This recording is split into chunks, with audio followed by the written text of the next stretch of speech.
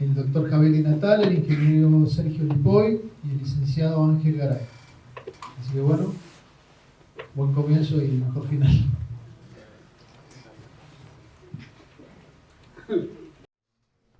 Bueno, desde el ente regulador lo que pensamos es presentar un programa que nació con la ley 9084 ya por el año 2018, pero que tiene una historia desde el año 2013. Contamos primero un poco de historia y vemos dónde estamos hoy y hacia dónde vamos hacia el futuro.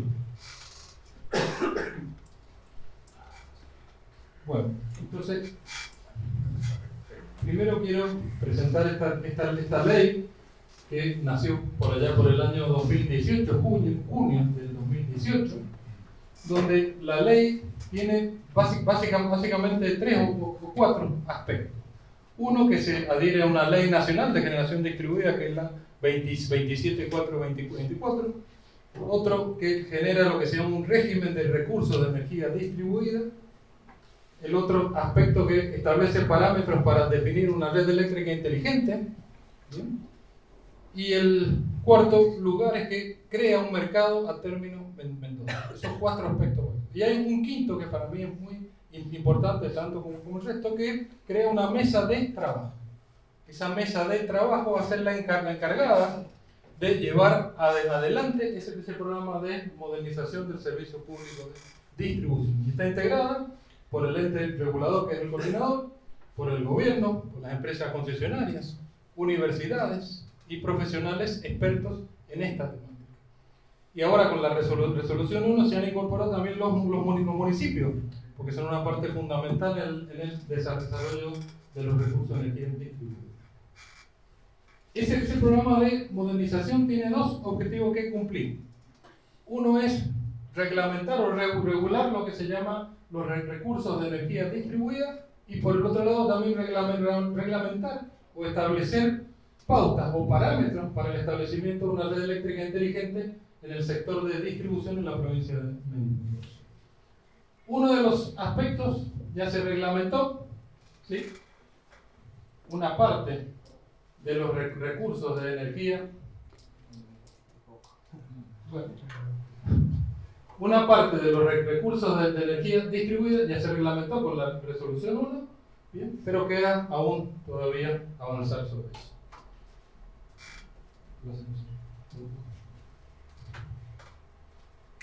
Entonces, los tres pilares básicos de esa ley 9084. Ya vamos a hacer un poco de historia, cómo empezó todo esto. Uno es el régimen de recursos de energía distribuida, que ahora se llama recursos de energía distribuida, pero con la reglamentación anterior era solamente generación distribuida. Ya vamos a ver un poquito qué otras cosas abarca eso. Otro aspecto es la red eléctrica inteligente, y el tercero el mercado a término vendoso. De esos tres puntos, del primero, del régimen de recursos de energía distribuida, se ha reglamentado solamente dos puntos. Ya lo vamos a ver más enseguida. Sigamos. Entonces, de ese régimen de recursos de energía distribuida, el reglamento, esa resolución 1 que emitió el ente regulador eléctrico en enero del 2022, define las modalidades, condiciones técnicas, comerciales y legales para que se desarrolle lo que se llama recursos de energía distribuida. Cuando uno habla de recursos de energía distribuida, la ley define tres conceptos: generación distribuida, almacenamiento energético y gestión de la demanda. ¿Bien? Dentro de gestión de la demanda uno puede abrirlo en dos, que uno es administración de la demanda, ¿sí? o lo que se llama administración por el lado de la demanda, y otro lo que se llama respuesta de la demanda. ¿Qué es respuesta de la demanda? Estructuras tarifarias que respondan a variaciones de los precios. ¿Bien? Esas son dos cosas que se tienen presentes. Entonces, eso es lo que se define en un primer momento por el recurso de energía distribuida.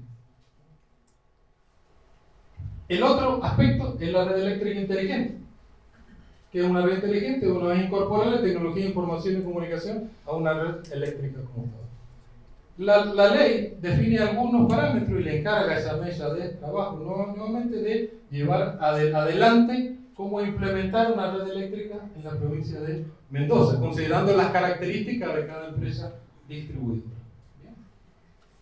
Y el tercer aspecto que crea, que yo creo que esto es único, es única ley en Argentina, que es crear un mercado a término Mendoza. ¿Qué significa esto? Los tres pilares básicos de la transición del sector eléctrico y energético en general son la descarbonización, la descentralización y la digitalización. ¿Bien? Lo que uno está pensando en este mercado a término es avanzar un poquito más en esa descentralización y permitir que cuando haya, por ejemplo, un usuario generador y vuelque excedente a la red eléctrica, no solamente haga un contrato con la distribuidora, sino con otro usuario, que haya contrato persona a persona, lo que en inglés se llama ese peer-to-peer, persona a persona. ¿Bien? ¿Qué tipo de contrato? Ahí la ley define algunos, pero puede haber diversos tipos de contratos: energía, capacidad, etc.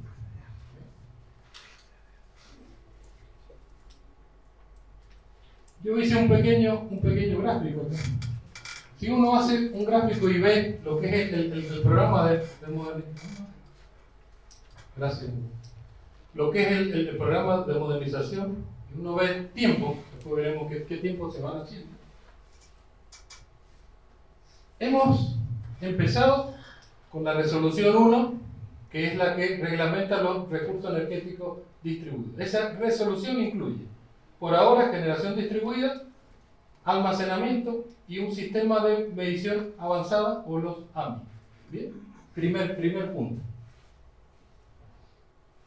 Segundo punto, hay que ir hacia una red eléctrica inteligente y empezar a incorporar más infraestructura de ese sistema AMI. ¿Qué otro paso resta? Cuando la ley habla de recursos de energía distribuida, no habla solamente de generación distribuida, también incluye otros agentes de ese régimen que son el comercializador, el generador virtual y lo que hablé recién, la gestión de la demanda. Y también hay que implementar lo que se llama una plataforma digital para facilitar las transacciones entre todos estos agentes que están. Ese es otro paso que hay que ir. Entonces, una vez que uno dio estos pasos, el próximo es una red inteligente donde hay que pensar cuál es el modelo de negocios nuevo para que interactúen todos estos agentes, ¿sí?, del régimen de recursos de energía distribuida. Y el último paso es un mercado a término Mendoza, lo que se llama smart contract o contratos inteligentes. ¿Bien? Eso es lo que uno está pensando desde que empezamos con la resolución 1, pero hay una mesa de trabajo que tiene que ir avanzando en diferentes aspectos hasta lograr implementar cada uno de los pasos que establece esa ley 9084 y el decreto 404 del año 2021 que ordena al ente regulador a implementar todos estos aspectos que vamos viendo. ¿Cuánto tiempo puede llevar eso? Y eso depende cómo se vaya trabajando y cómo se vaya queriendo avanzar en cada uno de esos aspectos. ¿Bien? Un paso ya está. Este paso también está. Ya está como el mensaje. El resto de los pasos depende de lo que se quiera pensar y los tiempos que se quieran. Esa es la implementación de eso. Hagamos un poquito de historia. Hay un marco regulatorio que empezó en el año 1997, la ley 6497. ¿Bien? Ese marco regulatorio establece una metodología y uno de los principios básicos son las tarifas de negocio. Y eso es lo que me quiero detener yo. Cuando uno piensa el modelo eléctrico, ¿cuál es el modelo eléctrico? Uno piensa grandes centros de generación, grandes centros de transporte, distribución y usuario.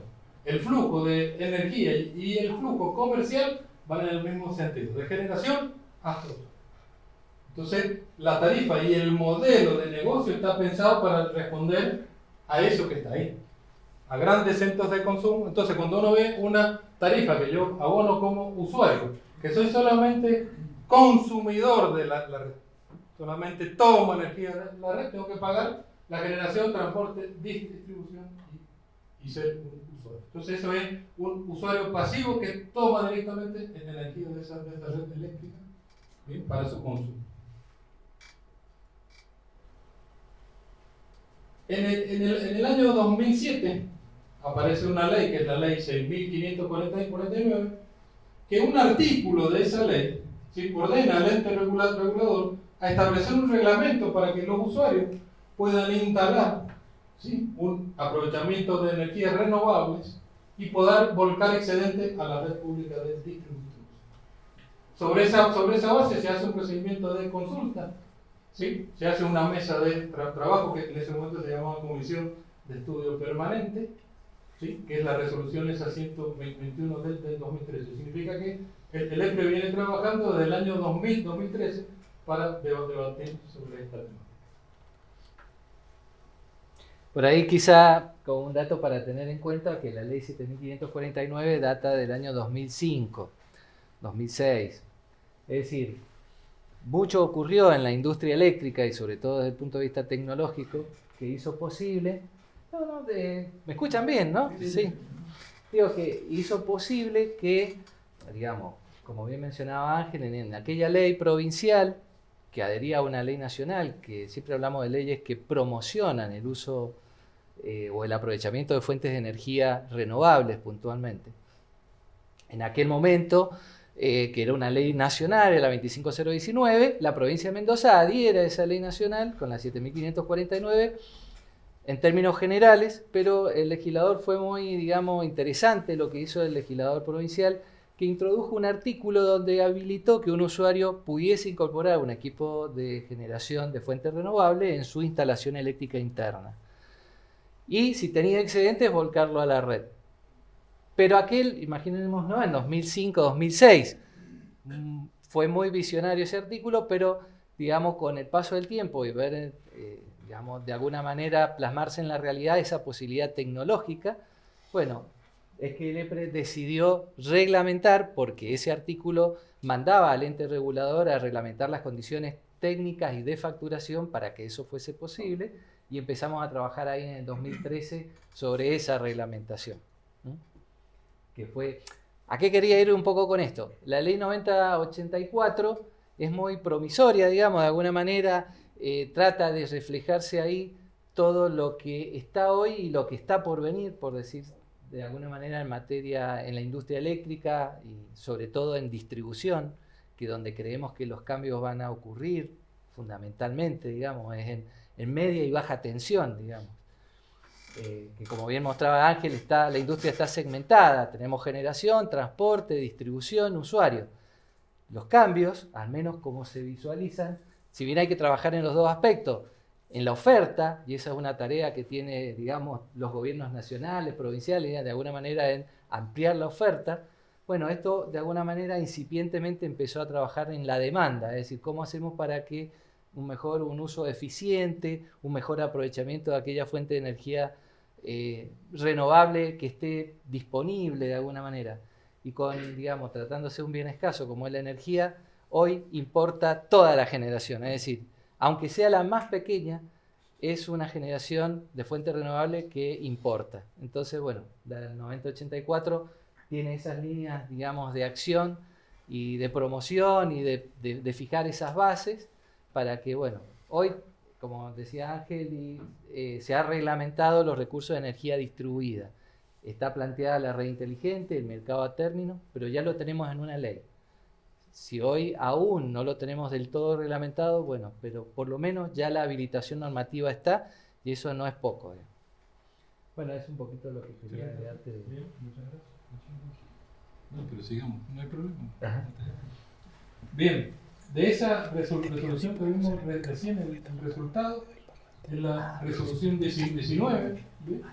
Que la resolución 19 del ente regulador se centra en un aspecto que es generación distribuida solamente, ¿sí?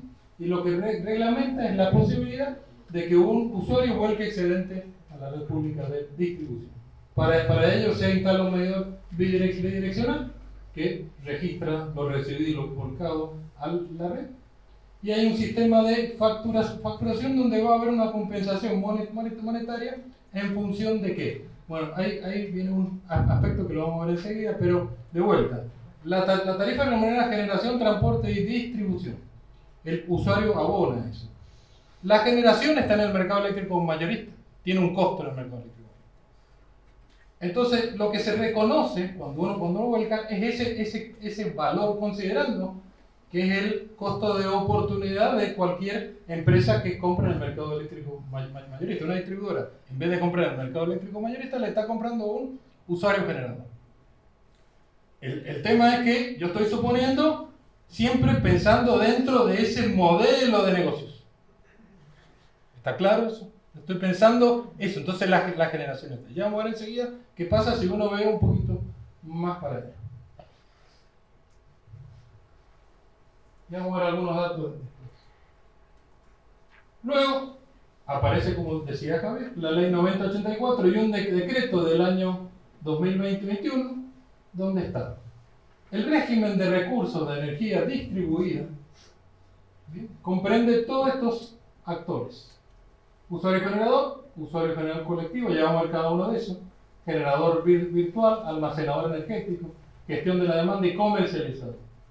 En la resolución 1 lo que se ha reglamentado son estos dos aspectos solamente. Queda reglamentar todo el resto de estos. Se incorpora los sistemas AMI, significa a partir de la resolución 1 todos los usuarios generadores nuevos que se incorporen al sistema tienen que tener un medidor inteligente, bidireccional e inteligente. Hay una red eléctrica inteligente que hay que implementar. También está definido que se debe implementar una plataforma digital de recursos de energía distribuida para facilitar el intercambio entre los usuarios y usuarios generadores y permitir también, como dice allí, ¿sí?, alternativas tarifarias disponibles y beneficios de esa alternativa. También se prevé la reglamentación de la movilidad eléctrica, que eso es lo que hay que trabajar también. Fíjense todo lo que queda todavía para ir implementando. Y por último, el mercado a término Mendoza. Todos estos aspectos el EFRE está trabajando y es el futuro.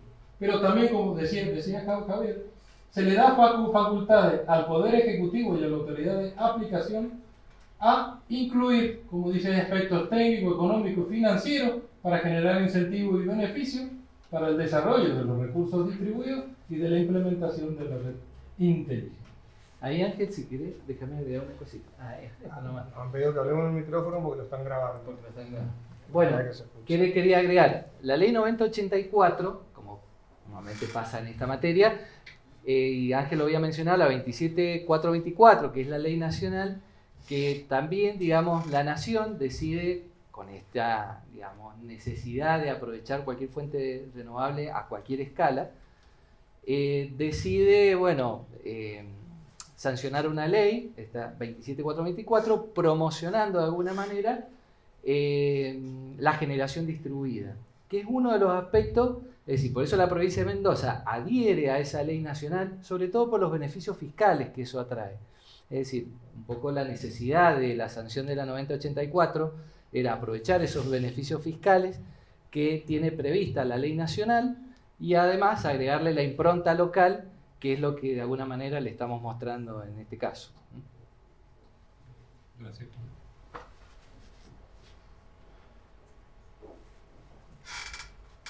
Bueno, eso es una foto. Eso es el ente provincial regulador eléctrico, que tiene paneles fotovoltaicos y tiene un inversor y un laboratorio de energía renovable para ir estudiando todos estos aspectos.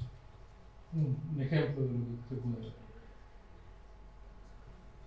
Ahora, bueno, esto lo debemos conocer todo, pero quería ponerlo, ¿sí? Cuando en esta resolución 1 se incorpora un sistema de generación y almacenamiento, estamos hablando fuentes de energía renovables, cualquier fuente de energía renovable, almacenamiento, un inversor, ¿sí? Que es cuando es necesario para poder volcar electricidad a la red, y un medidor bidireccional inteligente. Esos son los componentes dentro de un sistema de generación y almacenamiento. Entonces, la resolución 1, que nace en enero del 2022, tiene dos anexos básicamente. El anexo 1 aprueba el reglamento, como dice ahí, de las condiciones, de las modalidades, condiciones técnicas, comerciales y legales del régimen de recursos de energía distribuida, y el anexo 2 que da continuidad a la mesa de trabajo establecida en la ley 9084 y se incorpora en esa mesa de trabajo a los municipios, ¿sí? Porque los municipios son una parte básica dentro de esa ley. ¿Cuán básica? Uno de los más importantes, porque la aprobación de la instalación interna corre por cuenta del municipio. Acuérdense que el ente regulador regula hasta el medidor, del medidor para adentro el municipio, entonces el poder de policía municipal. ¿Sí? Y eso es fundamental. El anexo 1 contiene esos capítulos, aunque ya se los mencionamos, tiene disposiciones generales, las condiciones técnicas para la conexión, las condiciones de medición y comunicación, la forma de facturación, cómo es el proceso para conectarse, el contrato, cómo son los contratos cuando se firma con la empresa distribuidora, que hoy por hoy es con la empresa distribuidora, y subanexos donde se van definiendo cada uno de los anexos correspondientes a los capítulos anteriores. Veamos algunas definiciones. Bueno, estas definiciones eran de la resolución 10 y 19, pero se incorporan nuevamente acá. ¿Cuál es la diferencia que hay ahora? Que ahora se incorpora, además de un equipo de generación, la posibilidad de un sistema de almacenamiento. ¿Bien? Eso no estaba en la resolución 19, donde solamente se hablaba de equipos de generación. Ahora se está incorporando un sistema de almacenamiento. La definición de usuario generador es aquel que instala un equipamiento, ¿bien?, y vuelca excedente a la red de distribución. Y lo que aparece ahora también, una definición que aparece en la ley 9084, es lo que se llama usuario generador colectivo. Dice conjunto de usuarios generadores contiguos. ¿Qué significa contiguo? Por ejemplo, un edificio donde no se puede poner paneles en la azotea, pero un grupo de usuarios llegan a un acuerdo, instalan generación en un lado, se vuelca esa red eléctrica y ese crédito va a cada uno de los usuarios que firmaron entre sí un acuerdo para poder utilizar energías renovables. Ya vamos a ver cómo se factura. Y ese es un ejemplo, no es el único. Y acá también se diferencia por la modalidad. Ahora el usuario generador tiene diferentes modalidades de facturación y de implementar un sistema común. Entonces uno tiene que diferenciar y aparece, punto de suministro viene de la resolución anterior, pero aparece lo que se llama un punto de solo inyección. O sea, un lugar físico donde un usuario, un grupo de usuarios puede instalar un equipamiento de generación, volcar a la red eléctrica y ese crédito puede ir a otro lugar. Ejemplo, una bodega. Una bodega dice, yo en el techo no puedo poner paneles, pero sí tengo un terreno donde lo puedo colocar. Bueno, se coloca en ese terreno, se vuelca, ya vamos a ver bajo qué condiciones que están allí, se vuelca y se le da un crédito por energía volcada a esa empresa, por ejemplo. Ese es uno de los ejemplos. Entonces esto es una modalidad que aparece y que está definida dentro de la ley 9084 que establece las modalidades que deberían tener los usuarios. ¿Qué otras definiciones? Capacidad de conexión, Bueno, ¿cuál es la capacidad de conexión? Es lo que se puede instalar de equipamiento de generación y almacenamiento, ¿sí? Y que no lleva a la necesidad de obras adicionales en la red. Ejemplo, yo soy un usuario residencial y tengo 5 kilovatios. Hasta 5 kilovatios puedo instalar, porque la instalación está pensada para eso. Soy un usuario de gran demanda y tengo 100 kilovatios, hasta 100 kilovatios contratados con la distribuidora, lo puedo hacer sin ningún inconveniente. Ahora, ¿puedo instalar más que eso? Sí, lo puedo hacer. Pero ¿qué tengo que hacer? Y tengo que hacer obras adicionales para adaptar la red y poder volcar esa energía a la red. ¿Sí? Se incorpora también esta definición de equipo de acople a la red, que es el inversor, la capacidad de conectarse con la red eléctrica. ¿Sí? Lo que se va a tomar de ahora en más para hacer los estudios es ese equipo de acople a la red. Por eso está la potencia de acople, que es la capacidad de ese equipo de acople a la red. Llevemos eso un poquito, ya lo vamos a llevar a la realidad para verlo. Aparece también una cuenta de energía, que eso también está implementándose ahora, que es el usuario generador tiene que tener la posibilidad de tener información sobre cuánto vuelca, cuánto consume, a qué precio, en qué horario, cómo lo hace. Entonces aparece una cuenta de energía donde tiene que aparecer ese mecanismo de crédito y débito, ¿sí? Cuánto tomó de la red, cuánto volcó, a qué precio. Y eso debería estar, y eso es lo que se está tratando de implementar en el sitio web de cada empresa distribuida. Y por último, un contrato, que hoy por hoy ese contrato con la resolución 1 es entre la empresa distribuidora y el usuario generador. ¿Bien? Hoy por hoy es así. Bien. Definimos algunas cosas. ¿Cuál es la capacidad máxima de suministro que puede instalar cada usuario generador para poder instalar un equipo de generación distribuida?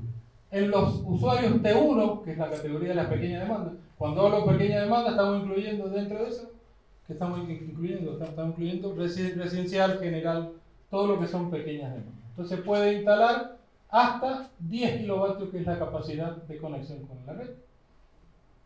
Ya vamos a explicar un poco eso también. Si bien puede instalar eso, pensemos que algún usuario puede tener un permiso municipal para una casa antigua de 5 kilovatios. Cuando, el estudio que haga la empresa distribuidora tiene que tener presente esos 10 kilovatios. Pero cuando el usuario vaya al municipio y el municipio le otorgue el permiso, ese permiso tiene que estar ajustado a la capacidad que él quiere volcar. Si es 10, debe ser 10 o lo que corresponda. ¿Bien? Por eso es importante el municipio. Los que están en la categoría T2 especial es la potencia que está habilitada por el permiso de conexión municipal. Esos usuarios, recordemos que son aquellos que tienen una potencia entre 10 y 50 kilovatios. Y los usuarios que están en la categoría T2 y riego es lo que figura en la capacidad máxima de suministro según el régimen tarifario vigente, que es el contrato de conexión que está con la empresa distribuidora. Entonces, esas potencias, si mi instalación está dentro de esa capacidad que se define antes, no se requiere de obras adicionales para su vinculación a la red.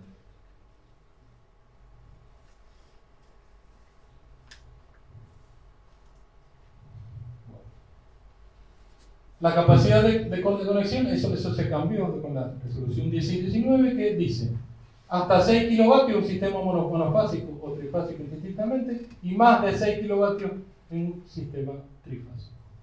Ahora, ¿se puede instalar una capacidad de conexión mayor a la capacidad de suministro? Sí, porque hasta puede a veces convenirle a la misma empresa distribuidora, puede haber un acuerdo y hacer. Eso se puede hacer. Entonces, ¿qué se ha habilitado también?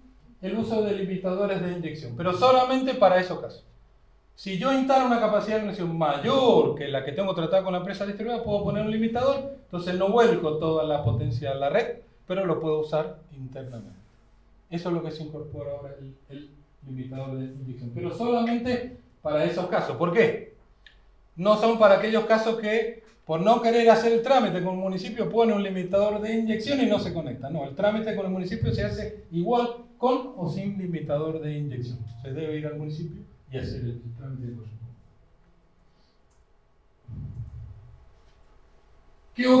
¿Qué otro elemento importante? Se incorpora un sistema de medición avanzado, un medidor inteligente, donde estos son los componentes de un AMI, que lo conocemos, lo que significa eso.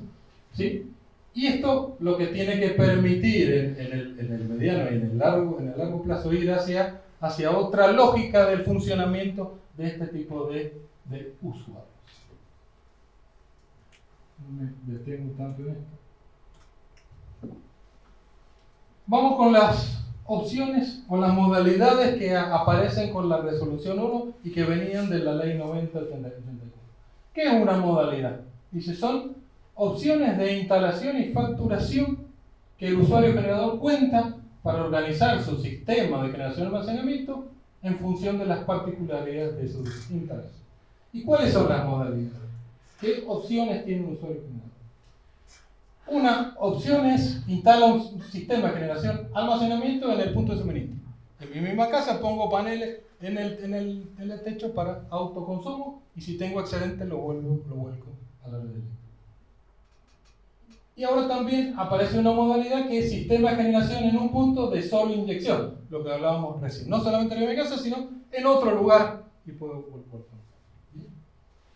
¿Qué características tiene eso? Bueno, esto es un sistema de almacenamiento, una batería de lo que yo. Y eso es otro caso de generación distribuida que tenemos hoy también. Ahí se ven los paneles colocados en una instalación en la provincia de Mendoza.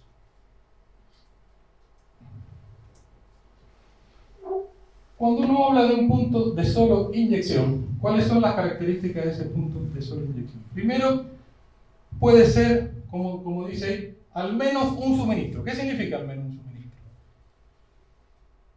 Supongamos que hay 3 usuarios grandes, ¿sí? Entonces se ponen hacen un contrato entre ellos 3 y dicen, bueno, vamos a instalar generación. Instala generación, ¿sí? Y eso lo instalan en un punto distinto al del suministro de cada uno, porque no tiene lugar. Pero puede ser, y ahí viene algo importante, una bodega en Tupungato, un secadero en Tunuyán y algo de riego, no sé, en Santa Rosa. ¿Bien? ¿Qué estoy suponiendo ahí? Entonces que están en distintas áreas de concesión. Ya no es necesariamente que el punto de solo inyección esté en el mismo área de concesión que la del usuario generador. Pueden estar en distintas áreas de concesión. ¿Bien? Entonces se vuelca y se da un crédito. ¿Cómo se reparte ese crédito? En la proporción que los mismos usuarios le definan a la distribuidora en el contrato. Si somos 3, puede ser 30, 30 y 30, o cada uno dice 70 y 30, dependiendo.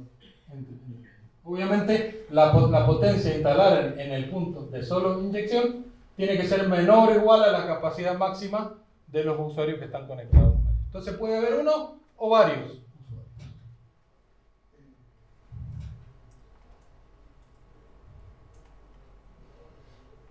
¿Qué otra modalidad o otra posibilidad hay? El de usuario generador colectivo. En el caso que vimos recién, esos usuarios pueden estar en cualquier lugar de la provincia. En cambio, con lo que es usuario generador colectivo, tiene que estar en forma contigua, o un edificio, un barrio, pero tiene que ser una propiedad al lado de otra. Esas son las dos diferencias entre un usuario y otro. ¿Bien? Y otra condición también es que el punto de solo inyección, ahí sí tiene que estar en el mismo área de concesión que la del usuario generador. Eso sí no puede estar en otra área de concesión. Tiene que estar en la misma área de concesión que el usuario generador.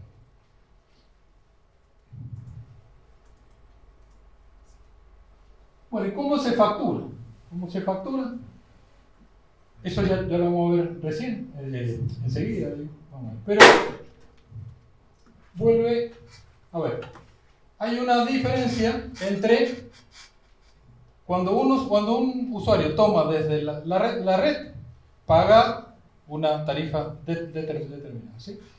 Por la energía, por esa tarifa, paga un precio. Lo que se reconoce para el vuelco TTS es el mismo precio. Entonces, el diferencial entre esos dos, diferencia entre valorización de energía recibida y valorización de energía volcada, es lo que aparece el crédito por energía volcada. Lo que significa acá que haya un método de facturación neta, no de medición neta. Acá no se netea la energía, sino lo que se netea son los pesos. Pesos de energía recibida versus de energía volcada. ¿Sí? No medición neta. ¿Por qué? En todo el mundo lo que se implementó originalmente era la medición neta. ¿Qué significaba medición neta? Se neteaba lo físico y eso es lo que se facturaba. Acá lo que se netea es los términos monetarios, no términos físicos. Perdón, pero ¿cuál es la diferencia? Que los precios, ¿bien? Si son iguales, no hay problema, ¿está bien? Pero si los precios fueran diferentes entre energía recibida y volcada, eso sería distinto. Eso es uno. Y otro que es importante. Si yo estoy neteando energía, puede ser que eso pueda afectar a la empresa distribuidora dentro de los cargos tarifarios que hay, ¿sí? Entonces no es lo mismo hacerlo en términos físicos que en términos monetarios, porque puede afectar, ya vamos a ver con esa lógica tarifaria qué es lo que puede pasar. Pues la tarifa tiene varios componentes, no es solo la Vamos a ver energía. después, no me adelanto todavía, cuando llegue un momento lo veremos. Bueno, lo que se incorpora acá también es, ¿sí? Imaginemos que hay usuarios que por su propio comportamiento en el consumo pueden tener una acumulación de crédito de energía volcada, ¿sí? Porque pueden consumir 3 meses y el resto de los meses pueden estar volcando. Entonces puede tener un exceso en el crédito de energía volcada. Entonces, lo que se ha puesto es un periodo determinado para que se le pueda devolver a esos usuarios generadores esos créditos excedentes de energía volcada, que es 2 facturas bimestrales o 4 facturas mensuales.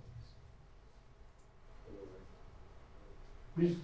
O sea, no es que se pierda, se devuelve en pesos. La distribuidora le paga esa energía excedente que, o sea, cuando volcó más de lo que consumió y se va acumulando, la empresa distribuidora le paga en plata esos cargos. Sí, excelente. Compensa, digamos. Un mecanismo de compensación. Para las modalidades, como dice ahí, de usuario generador colectivo y de punto de solo inyección, el crédito por energía volcada va a ir en la participación que cada usuario le definió en el contrato a la empresa distribuidora. Si ellos son varios usuarios generadores, eso va a ir en esa proporción que se definió a cada empresa.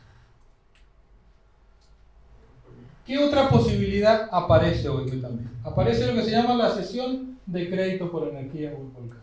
¿Sí? Imaginemos que alguien tiene un crédito por energía volcada y lo que dice, no quiero ese crédito, sino que se lo puedo ceder a otro usuario. ¿Está bien? No lo uso yo, sino que le tengo que informar a la distribuidora y en el contrato que se firma con la distribuidora se dirá a quién se le quiere ceder ese crédito por energía. ¿Dentro del mismo área de concesión? Dentro del mismo área de concesión. Hoy por hoy sí. Una pregunta, ¿tiene que intervenir la distribuidora ahí porque puede tener alguna limitación física, digamos? No, porque lo que yo transfiero son pesos. Crédito. Siempre es crédito por energía volcada, por eso no es energía, sino pesos. Ese crédito que yo tengo en esa cuenta, la puedo ceder a otro suministro y compensar la factura de aquel suministro con este crédito que yo tengo en este. Aún teniendo tarifas diferentes, porque los pesos que yo voy a tener a favor me los van a pagar a lo que sale la energía donde yo estoy volcando, y bueno, le van a compensar esos pesos en otro suministro, aunque sea distinta tarifa. ¿Qué debe aparecer en la factura? Esto también está en proceso de implementación. Hoy por hoy. Lo que en la factura debería aparecer de cada usuario generador es la energía recibida, la volcada, los precios unitarios totales de cada uno de los componentes, el crédito por energía volcada y todos los cargos que va de facturación. Pero ahí detengámonos un poquito. Cuando yo hablo de tarifa a usuario final, a ver, y ahí tengo un poco de esa definición que he puesto ahí. Tarifa usuario final del servicio de distribución. Hoy estoy pensando que el modelo eléctrico era generación, transporte, distribución y usuario final.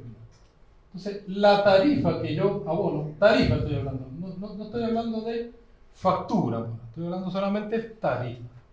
La tarifa es función del costo de distribución, del gasto comercial, de los precios en el mercado mayorista, precios de qué? Energía, potencia y transporte. Costo de distribución incluye ¿qué concepto? Costo de capital y costo de operación y mantenimiento de la red eléctrica. El gasto comercial incluye los gastos necesarios para la comercialización de esa energía, ¿sí? En tanto y en cuanto ese negocio de la comercialización esté en manos de la empresa distribuidora. ¿Bien? Y los precios en el mercado eléctrico mayorista, la compra de energía, potencia y transporte que hace la distribuidora por orden y cuenta de los usuarios en el mercado eléctrico mayorista, si son usuarios que pertenecen a la distribuidora. Acá estamos sacando los usuarios que consisten en peaje, solamente los que son usuarios de la distribuidora.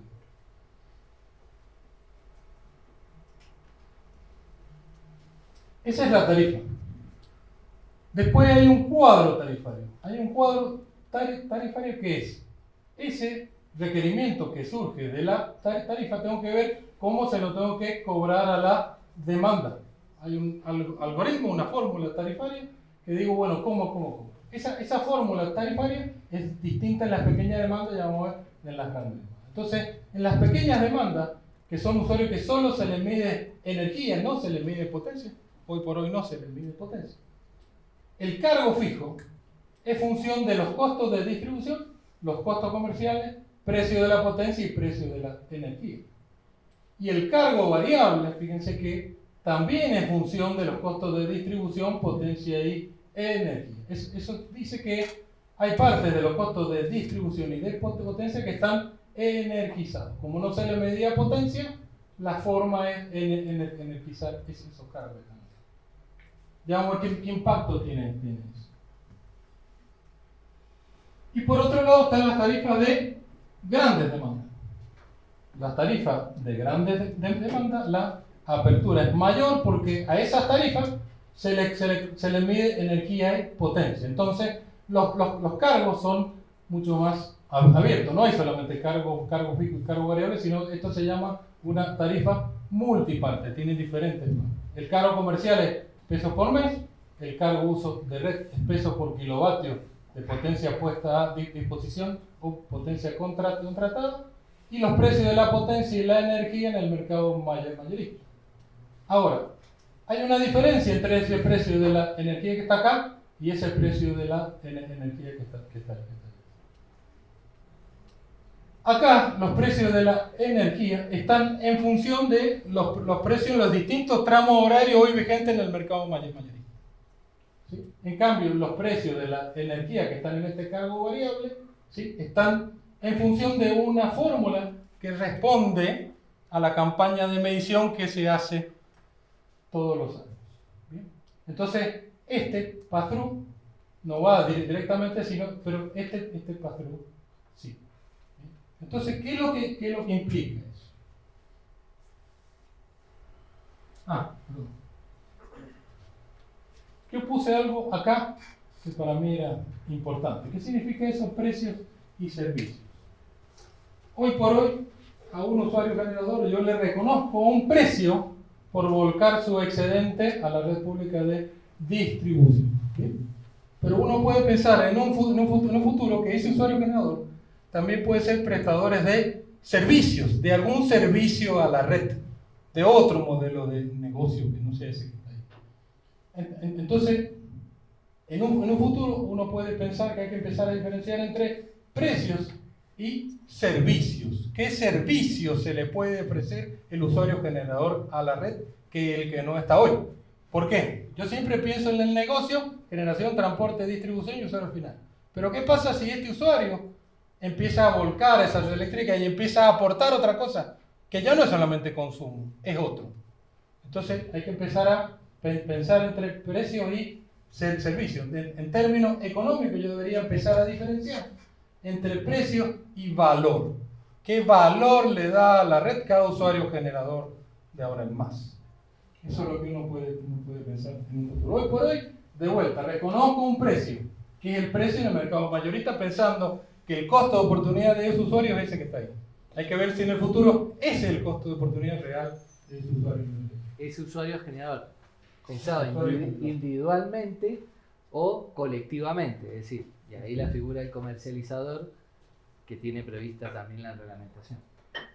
Y del usuario generador virtual. Y el usuario generador. ¿Sí? Pensemos, ¿qué sería un usuario generador virtual? Que tengo generadores por distintos lados, varios usuarios generadores, y alguien puede agregar esos usuarios generadores y tener una potencia mayor y ofrecer esa potencia mayor. ¿Dónde? Y por ahora en el mercado acá. Mañana no lo sé si en otro mercado también. Entonces, en una tarifa residencial, ¿cómo es el componente? Como habíamos visto. El cargo fijo por un lado, ¿sí?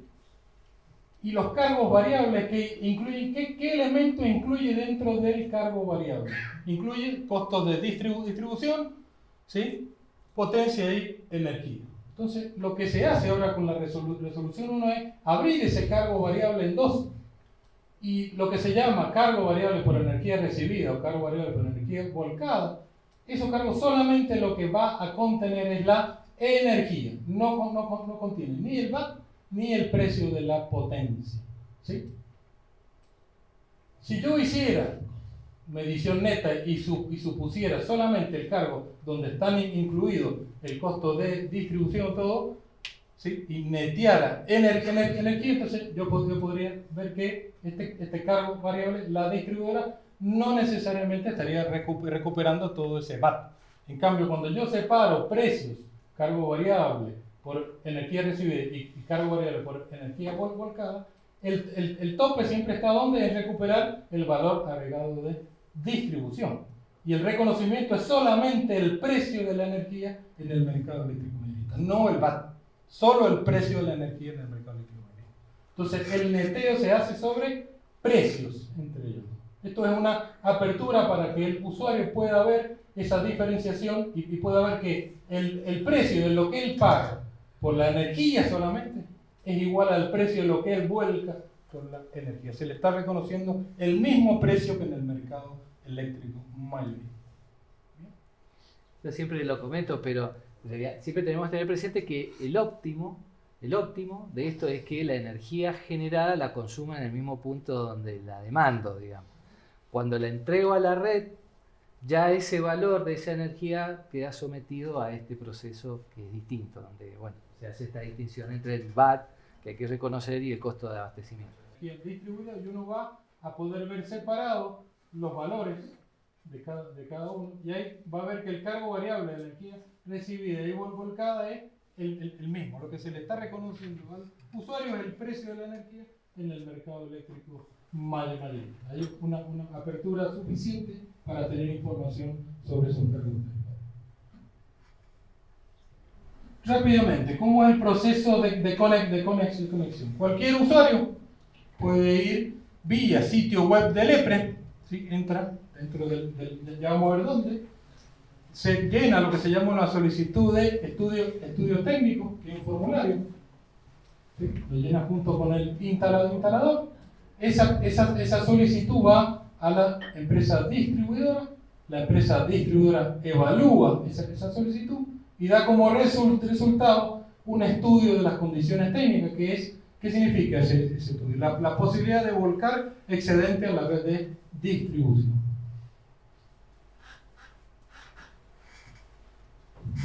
Vamos a explicar un poco de esa plataforma nacional. Con ese estudio de las condiciones técnicas, eso va al ente regulador, el ente regulador analiza eso, ¿sí?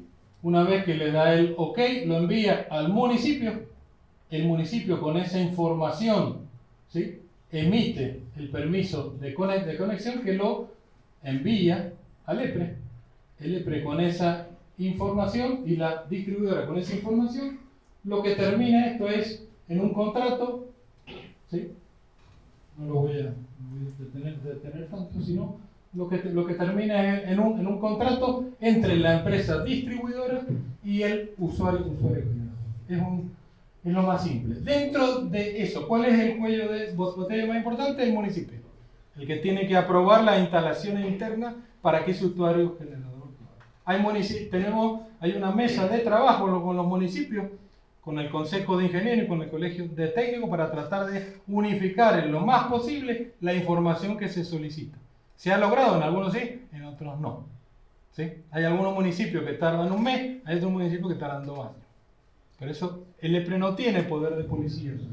Aproximadamente, o sea, los trámites, porque uno ve ahí un montón de trámites y demás, lo que depende, como decía Ángel, de la distribuidora y la del EPRE no es más de un mes, desde que el usuario ingresa en la página web, carga la documentación, que es documentación simple, manuales de los equipos, planos unifilares y demás, análisis de la distribuidora, análisis del EPRE, eso no dura más de un mes.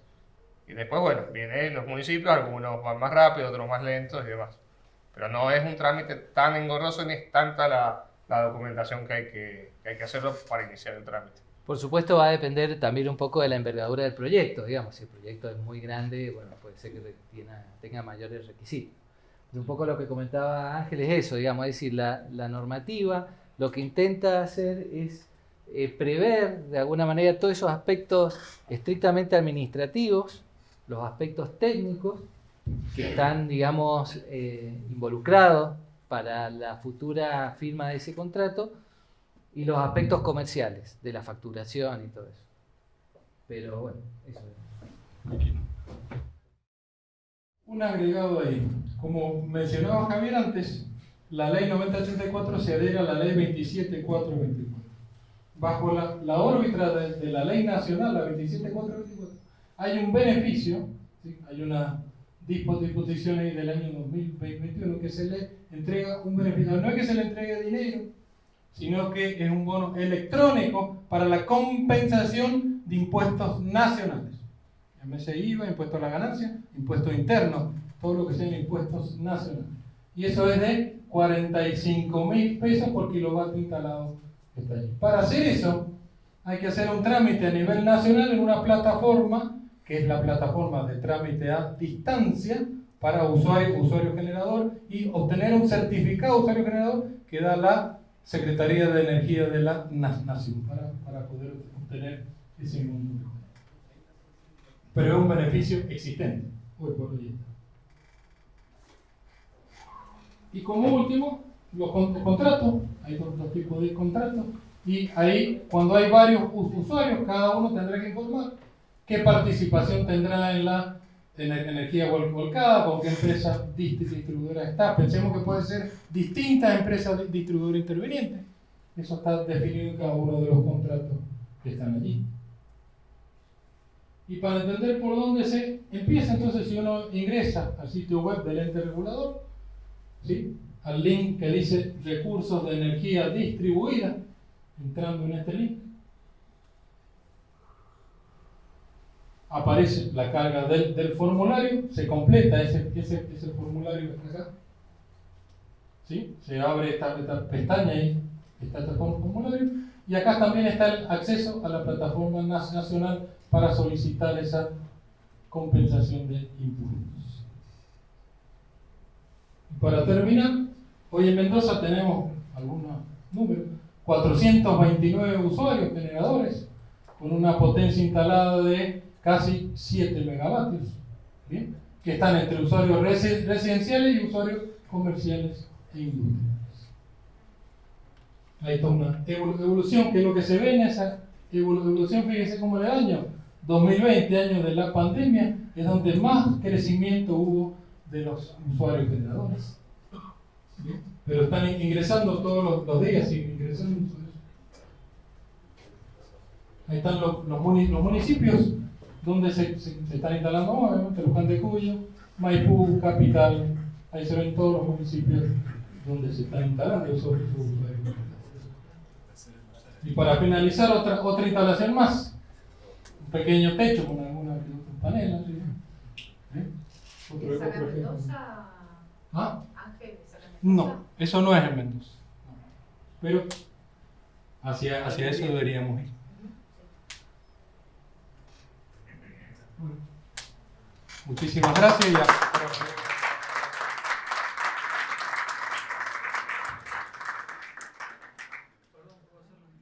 Cualquier consulta, por favor. Que haga falta. Eh, esto está de alguna manera pensado como instalar algo y que salga a funcionar, pero en una realidad económica donde por ahí no hay medios de financiación, donde no hay posibilidades de hacer una obra completa, mi pregunta es, ¿qué pasa en casos donde tengo un consumidor que es trifásico, pero inicialmente solo puede colocar un equipo chico? Por lo tanto, ¿permiten poner equipos monofásicos en un consumidor trifásico como una forma de ir escalonando la instalación? Sí, sí, es posible. Por eso dice hasta 6 kilovatios, puede ser monofásico o trifásico indistintamente. Es decir, podría inicialmente Sí. poner un equipo monofásico, el año que viene otro equipo monofásico y al fin el... Sí, porque esto sí puede ir instalando O generaciones. sea, no existiría la restricción, digo, No. perdón, no es expreso. Inclusive por ahí se puede hacer la inversión en el inversor más grande de la cantidad de paneles que va a poner y con el tiempo ir agregando paneles. Claro, esa sería la más fácil, pero también es la más cara. En definitiva, la electrónica es la que Sí. manda. Sí. Por eso digo, ¿se permitiría poner 3 equipos monofásicos en un consumidor trifásico? Hasta 6. Hasta 6 kilovatios. Hablaban de movilidad de Movilidad eléctrica. movilidad eléctrica. ¿Qué significa? Y eso, el auto eléctrico. La incorporación del auto eléctrico a la red de distribución. ¿Cómo se va a conectar ese auto eléctrico a la red de distribución? Eso no está reglamentado todavía. Es lo Hay que trabajar para esa reglamentación. Sobre todo Habló en un la poco- infraestructura de carga, digamos.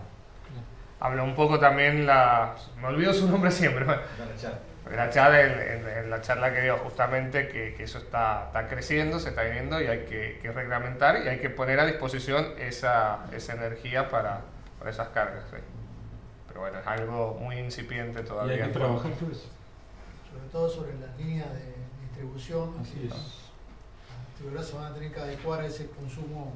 Por sobre eso todo viene más rápido de lo que pensamos, pero hay que que va a trabajar. ser nocturno, diríamos. Sí, sí. Teóricamente, Depende porque si la instalación de carga está en el lugar de trabajo también puede ser diurno. En muchos lugares del mundo se hace así, uno llega al trabajo, lo enchufa mientras está trabajando y Claro. está bien, se pero va. familiares. que uno Familiar, saque, claro, Sí, sería- familiar sí, pero puede aparecer todas esas cosas. Bueno, justamente, sí, al avanzar con redes inteligentes y que el usuario tenga mayor información, sepan qué horarios les conviene cargar, las distintas gamas tarifarias y bueno, todo eso, o sea, lo que mostrábamos al principio en las diapositivas era toda una hoja de ruta hacia dónde íbamos y todas estas cosas que se están incorporando van a hacer que sea un usuario mucho más protagonista y al tener mayor información con la medición inteligente, con la red inteligente, hacer una gestión mucho más eficiente de sus consumos, saber cuándo consumir, cuándo enchufar su auto eléctrico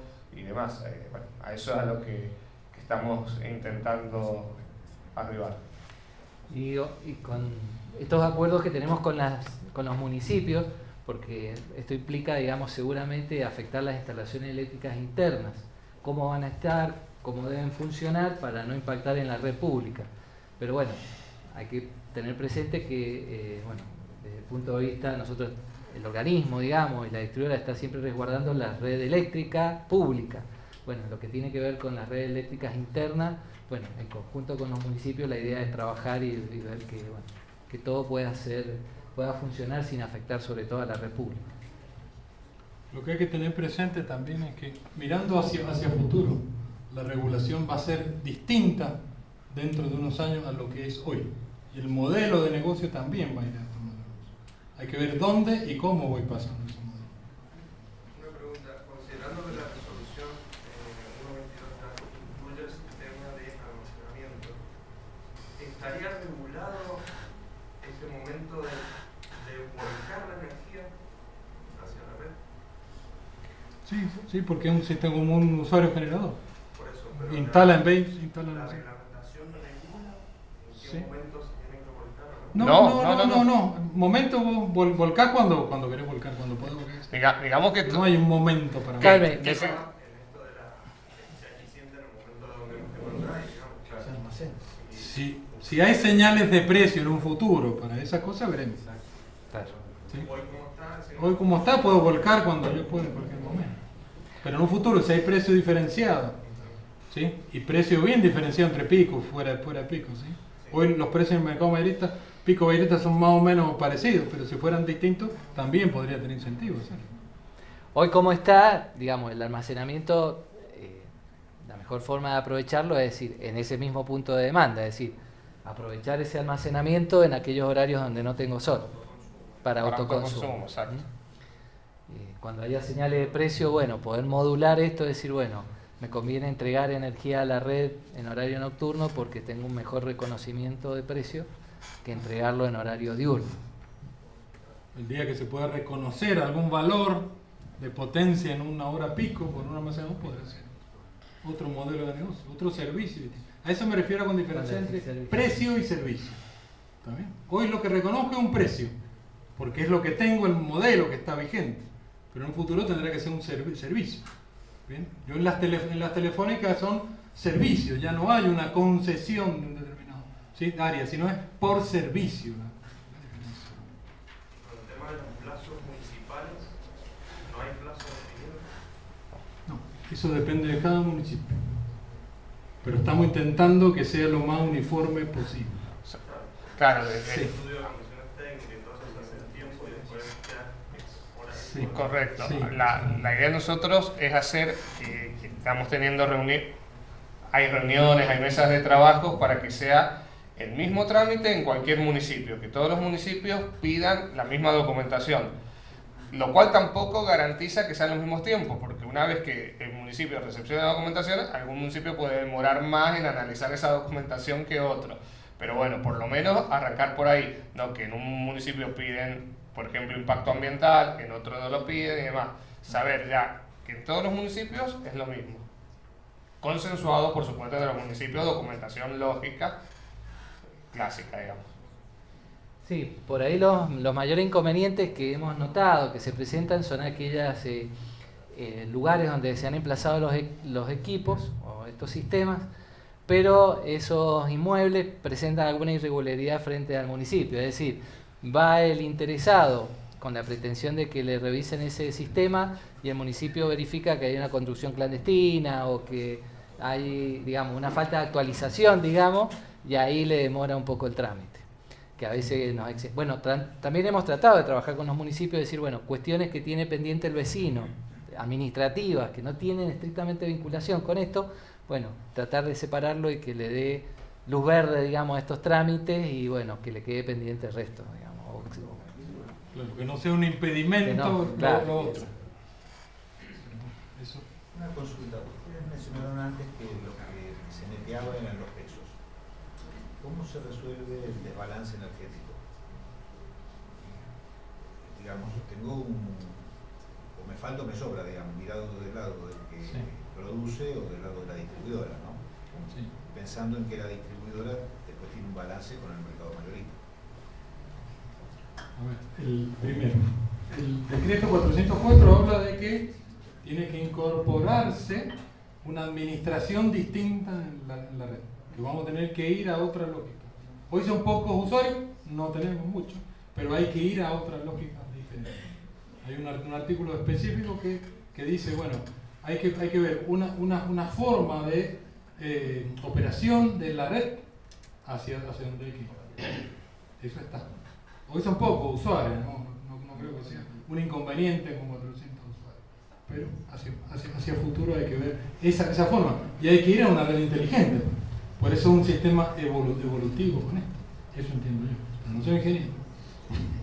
Digamos, yo lo que está haciendo un ejercicio puramente teórico, digamos. Sí. Si tuviera 100 usuarios y Sí. esos 100 usuarios fueran ligeramente excedentarios todos, Sí.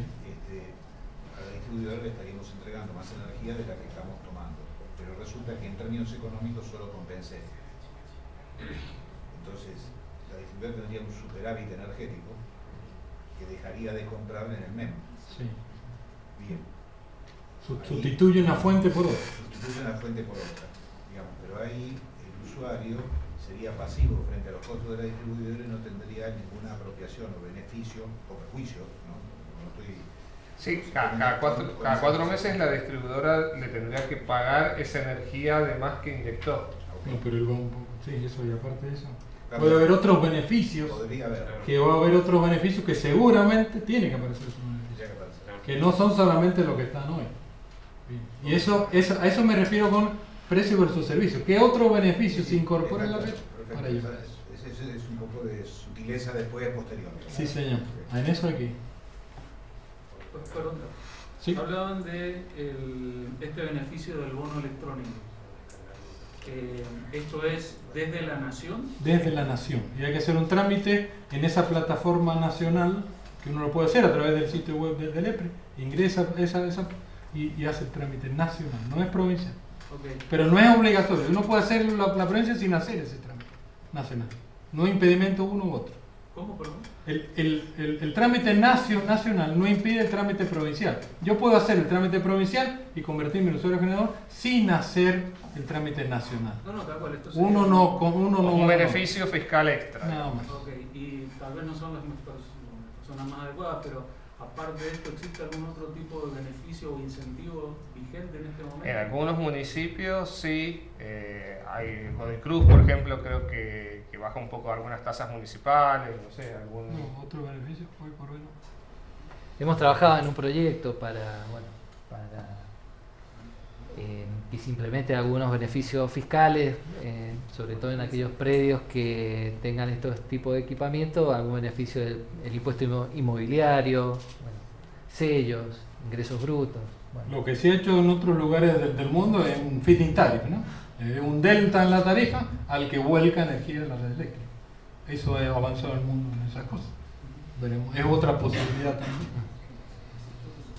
Me hago una consulta. El mate, digamos, o distribuido, Sí. sería, todavía no está reglamentado hasta, porque no estaba pensando yo en el mate realmente. O sea, ¿qué beneficios podría ser de sumar mucha demanda y de repente,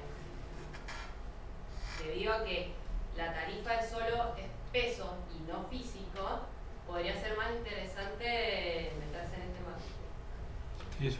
Eso es lo que estamos reglamentando. Hay un grupo que está trabajando en eso para ¿Y va a empezar. tener una capacidad máxima de instalación o va a ser una suma? Porque de repente... No. Pero todos esos aspectos es lo que hay que ir desarrollando. Invitados están para poder participar en esta mesa y poder opinar y ver qué es lo que se quiere y cómo se quiere implementar. En eso estamos. Estamos justos. Hay personas acá que están participando en ese grupo para pensar hacia dónde queremos ir con esto. Una consulta, ¿hay algún impedimento de que yo habilite una instalación como generador distribuidor y configure los equipos para hacer inyección cero de potencia? ¿O estoy obligado a inyectar mi excedente? ¿Los inversores modernos no tampoco pueden configurarlo para hacer inyección cero? Nunca entregar a la red. Sí. Igual el trámite municipal hay que hacerlo lo mismo. Más allá El de municipio, sí, el trámite, sí, ¿no? Impedimento legal. Ahora, ¿en qué caso lo quisiera hacer? Actualmente se hace cuando tus equipos de generación generas más que la potencia contratada, entonces para no inyectar, y no lo usas como inyección cero, lo usas como limitador de inyección para nunca inyectar más de lo que tenés contratado. Pero cuando quisieras no inyectar, es por si llega un caso. Sí, a lo mejor no querés. Está bien. Sí, ahora ahora puedes hacer. ¿Es eficiente eso? Mi pregunta. No, más allá del análisis financiero. No, eficiente también técnicamente, digamos, no estoy perdiendo. Si yo instalé y no vuelco todo y no puedo autoconsumir todo, hay energía que se pierde. Sí, a no ser que tengas almacenamiento. Ser que tenga almacenamiento u otra cosa. Puedo almacenar. Ah, bueno, si hay almacenamiento entiendo, si no se pierde, no es eficiente, digamos. ¿Me entiendo lo que digo? Pero tampoco laburar el inversor. ¿Sabes? Pero está. Horas extra que Sí, está son igual. análisis para No hay impedimento legal para hacerlo. Todo este régimen siempre hablamos de un usuario generador, digamos, siempre cuando me voy a vincular a la red. Si no me voy a vincular a la red, bueno, rigen las normativas municipales, digamos, es decir, Será un equipo generador como cualquier Claro, otro. no, pero él está hablando de vincularse a la red, pero con un limitador de inyección. Con un limitador. ¿Sí? Sí, hoy está permitido.